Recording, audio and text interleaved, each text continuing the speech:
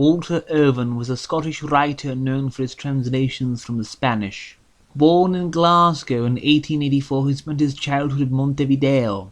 He worked as a stockbroker but soon turned to translating South American epic poems into English, including the 16th century La Araucana by Alonso de Ercilla, which concerns the Spanish conquest of Chile, or Tabarre, the love story of an Aboriginal and Spaniard written by the national poet of Uruguay, Juan Zorrilla de San Martin. Besides his most famous work, Owen also published More Things in Heaven in 1947, a story of the Zoroastrian curses, spontaneous generation, descendants of Alexander the Great, and Merlin. However, I have not been able to find it due to its scarcity, the book having never been republished since its original edition. Owen died in Buenos Aires in 1953.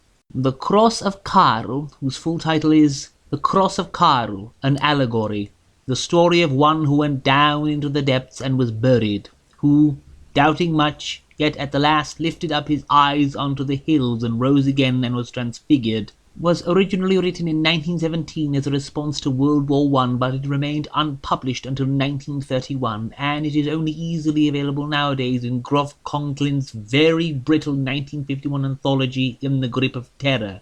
The introduction speaks of the author's hospitalization between 1916 and 1917, his experience of developing an alter ego that supposedly experienced the events narrated in The Cross of Karl, and its subsequent writing down. The book's allegorical nature is further underscored by the chapters being named Gethsemane, Golgotha, Sepulture, and Resurrection. The story begins with Karl stuck in a trench, rifle in hand, worn down, hungry so that even the thoughts of his wife get superseded by the need to eat.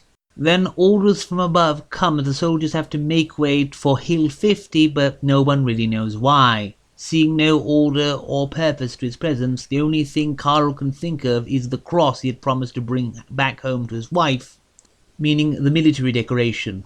But in the end, Karl breaks down and curses the promise into the unheeding womb of the din as hell breaks loose in the trenches.